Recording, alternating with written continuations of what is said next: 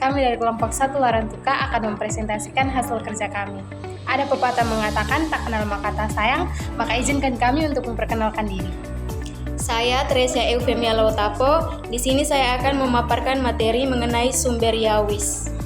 Saya Agnes Irnelis Betona. Di sini saya akan memaparkan materi tentang sumber Elois. Saya Maria Paskaliana Melelang. Saya akan memaparkan materi tentang sumber Deuteronomis dan sumber Imanis. Sekian dari kami, selamat menyaksikan. Bye-bye. Teori 4 sumber kitab Taurat. Yang pertama, sumber Yawis. Sumber Yawis dinamai demikian karena penggunaan nama Allah sebagai Yahweh. Sumber ini diperkirakan berasal dari kerajaan Yehuda sekitar abad ke-10 sebelum Masehi. Gaya bahasanya bersifat naratif dan menggunakan kisah-kisah yang hidup, serta menggambarkan Tuhan dengan cara yang antropomorfis atau memiliki sifat-sifat manusia. Contoh cerita yang sering dikaitkan dengan sumber Yawis adalah kisah Adam dan Hawa, serta cerita tentang Abraham dan Sarah. Yang kedua, ciri-ciri sumber Yawis. Sumber Yawis memiliki beberapa karakteristik. Yang pertama, penggunaan nama Yahweh. Sejak awal narasi, Tuhan disebut dengan nama Yahweh, berbeda dengan sumber lain seperti Elohis yang menggunakan Elohim. Yang kedua, gaya naratif yang hidup. Cerita dalam sumber Yawis bersifat kaya akan detail, bersifat antropomorfis dan penuh dengan dialog langsung. Yang ketiga, kedekatan Tuhan dengan manusia. Dalam sumber ini, Tuhan seringkali berkomunikasi langsung dengan manusia, berjalan di Taman Eden, berbicara dengan Abraham, dan menunjukkan emosi seperti kasih, murka, dan penyesalan. Yang keempat, fokus pada kerajaan Yehuda. Sumber ini diyakini berasal dari wilayah selatan Israel atau Yehuda, dan lebih banyak menyoroti tokoh-tokoh yang terkait dengan tradisi Yehuda seperti Abraham dan Daud. Yang kelima, pola teologis yang menekankan janji Allah. Narasi dalam sumber Yawis seringkali menekankan janji Allah kepada umatnya, seperti janji tanah kepada Abraham dan keturunannya. Yang ketiga, contoh sumber Yawis dalam Taurat. Beberapa bagian dalam kitab Taurat yang dianggap berasal dari sumber Yawis. Yang pertama, kisah penciptaan dalam Kejadian 2 ayat 4b sampai 25. Berbeda dengan narasi penciptaan dalam Kejadian 1 yang bersumber dari sumber Imamis, kisah dalam Kejadian 2 menggambarkan Tuhan secara lebih antropomorfis, menciptakan manusia dari debu tanah dan membentuk Hawa dari rusuk Adam. Yang kedua, kisah kejatuhan manusia, Kejadian 3.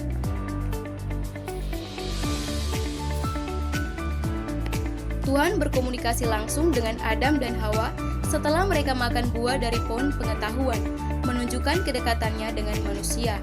Allah digambarkan seperti sosok pribadi yang akrab. Allah tidak digambarkan sebagai Dia yang berjarak, sehingga Adam atau manusia terasingi daripadanya. Yang ketiga, kisah Kain dan Habel, Kejadian 4. Tuhan berbicara langsung dengan Kain setelah ia membunuh Habel, menegaskan aspek relasional dalam sumber Yawis. Dalam kisah ini, Allah tampil sebagai sosok pribadi yang bercakap-cakap dengan Kain, seperti bagaimana Allah berjumpa dengan Adam setelah ia dan istrinya melanggar hukum. Yang keempat, kisah air bah, Kejadian 6 ayat 5-8, dilanjutkan ayat 22. Dalam versi Yawis, banjir berlangsung selama 40 hari dan 40 malam, dan Tuhan secara pribadi menutup pintu bahtera. Partisipasi Allah dalam kisah itu menjadi jejak dan gaya penulisan Yawis. Yang kelima, kisah Abraham dan Sarah, Kejadian 12-22. Sumber Yawis menggambarkan hubungan erat antara Abraham dan Tuhan, termasuk panggilan Abraham dan janji keturunannya yang diberikan kepadanya. Yang keenam, kisah Musa dan Eksodus, Keluaran bab 3-4. Dalam sumber ini, Tuhan menyatakan namanya sebagai Yahweh kepada Musa di semak-semak yang terbakar. Perjumpaan antara Allah dan Musa itu digambarkan seperti penjumpaan antara pribadi. Sekali lagi, Allah tampil sebagai sosok pribadi yang dapat bercakap-cakap dengan umatnya. Baik, yang kedua, sumber Elohis. Nama Elohis diberikan karena sumber ini menggunakan istilah Elohim untuk menyebut Tuhan sebelum pewahyuan nama Yahweh kepada Musa. Diperkirakan sumber ini berasal dari kerajaan Israel bagian utara pada abad ke-9 sebelum Masehi dan mencerminkan tradisi teologi serta budaya dari wilayah tersebut. Yang kedua, ciri-ciri sumber Elohis. Sumber Elohis memiliki beberapa karakteristik. Yang pertama, penggunaan nama Elohim. Tuhan disebut sebagai Elohim sebelum pewahayuan namanya sebagai Yahweh kepada Musa. Keluaran bab 3 ayat 14-15.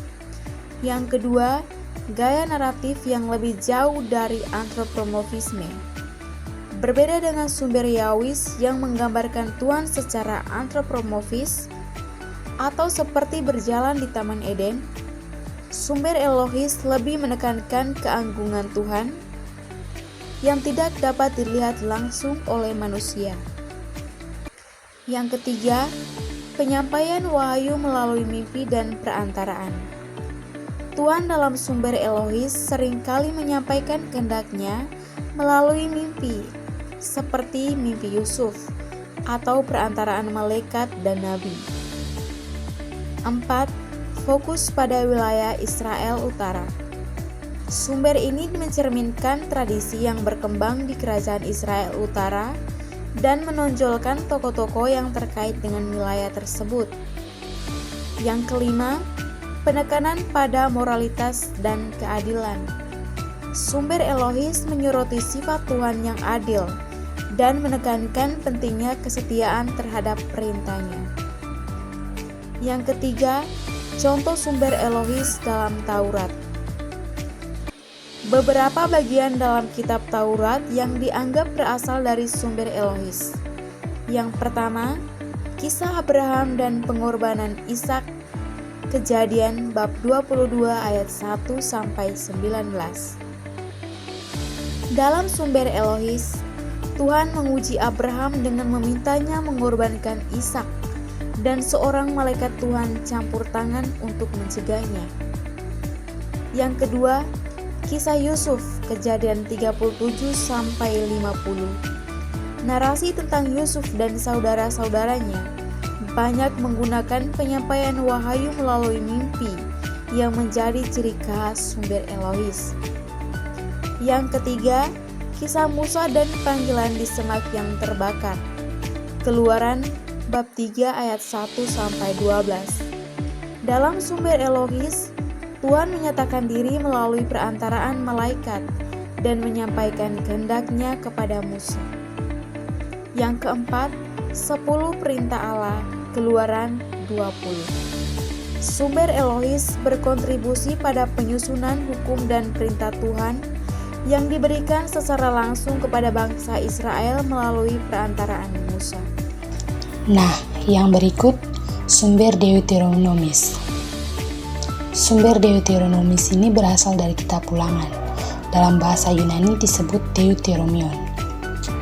Sumber ini diyakini berkembang di kerajaan Yehuda pada abad ke-7 sebelum Masehi, terutama pada masa reformasi Raja Yosia sekitar 622 sebelum Masehi, dengan tujuan menegaskan kembali perjanjian antara Tuhan dan Israel. Yang berikut ada ciri-ciri sumber Deuteronomis.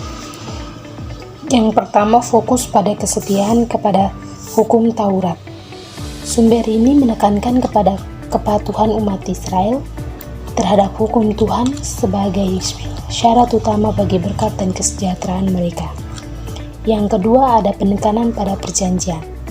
Hubungan antara Tuhan dan Israel dilihat sebagai suatu perjanjian atau konvenan yang mengharuskan Israel untuk setia kepadanya. Yang ketiga, gaya bahasa yang retoris dan homiletis. Sumber ini banyak menggunakan pengulangan, ajakan, serta gaya bahasa yang khas untuk khotbah atau pengajaran. Yang keempat, ada sentralisasi ibadah di Yerusalem. Salah satu agenda utama sumber Deuteronomis adalah menegaskan bahwa penyembahan kepada Tuhan hanya boleh dilakukan di satu tempat, yaitu Bait Allah di Yerusalem. Dan yang kelima adalah konsep berkat dan kutukan. Sumber ini menegaskan ketaatan kepada hukum Tuhan dan akan membawa berkat, sedangkan ketidaktaatan akan berujung pada kutukan dan hukuman. Adapun contoh sumber Deuteronomis dalam Taurat. Yang pertama, Kitab Ulangan secara keseluruhan. Kitab ini dianggap sebagai inti dari sumber Deuteronomis, terutama dalam pidato Musa yang menegaskan kembali hukum dan perjanjian Tuhan dengan Israel. Yang kedua, Sema Israel. Dapat kita lihat pada Kitab Ulangan pasal 6 ayat 4 sampai dengan 9. Bagian ini memuat perintah utama dalam iman Israel. Dengarlah hai Israel, Tuhan itu Allah kita. Tuhan itu esa, yang menekankan monoteisme dan kasih kepada Tuhan. Dan yang ketiga, berkat dan kutukan, dapat kita lihat pada Ulangan pasal 28. Bab ini merinci konsekuensi dari kepatuhan dan ketidakpatuhan terhadap hukum Tuhan. Dan yang keempat, ada hukum dan peraturan sosial. Dapat kita lihat juga pada Kitab Ulangan ayat 12 sampai dengan 26. Bagian ini mencakup berbagai hukum yang menekankan keadilan sosial, perlindungan terhadap orang miskin, serta kewajiban umat Israel dalam kehidupan bermasyarakat. Sumber yang terakhir yaitu Imamis. Nama Imamis diberikan karena sumber ini memiliki fokus utama pada aturan keimaman, hukum ritual, dan tata cara ibadah yang berkaitan dengan kaum imam atau Lewi. Sumber ini diperkirakan berasal dari periode pembuangan di Babel abad ke-6 sebelum Masehi dan memiliki peran penting dalam membentuk identitas religius bangsa Israel setelah kehancuran kerajaan Yehuda. Sumber Imamis memiliki beberapa ciri-ciri. Yang pertama, penggunaan nama Elohim dan Yahweh. Pada awalnya, Tuhan disebut sebagai Elohim. Tetapi setelah pewahyuan namanya kepada Musa, dia disebut sebagai Yahweh. Yang kedua, gaya tulisan formal dan struktural. Narasi dalam sumber ini cenderung lebih sistematis, kaku, dan memiliki pola berulang, mencerminkan gaya hukum dan administratif. Yang ketiga, ada fokus pada hukum, ritual, dan keimaman. Sumber ini banyak mengatur tentang persembahan korban, kesucian, dan tugas para imam yang sebagian besar ditentukan dalam kitab imamat. Yang keempat, ada penekanan pada kesucian dan pemisahan. Konsep kudus sangat dominan dalam sumber ini, di mana umat Israel dipanggil untuk hidup dalam kekudusan sesuai dengan aturan Tuhan. Yang kelima, ada kronologi dan silsilah.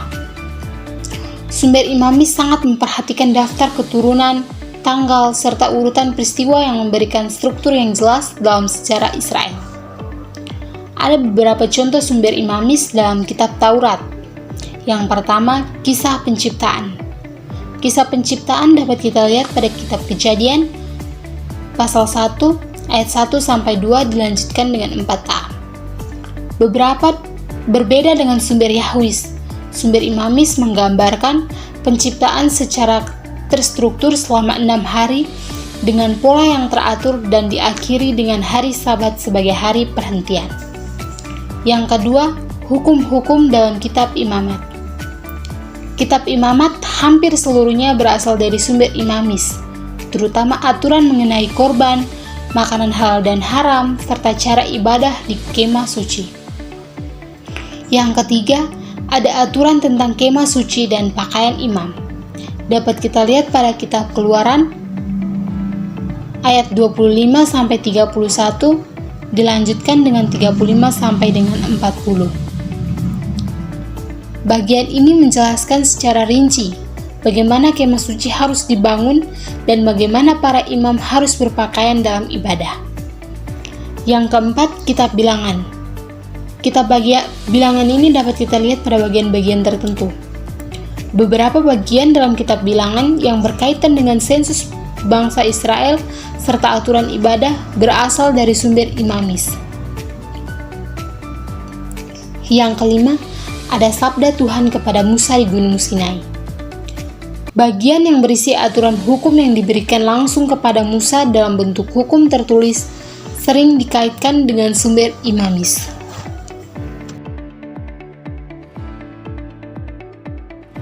Sekian presentasi dari kami. Terima kasih. Bye-bye.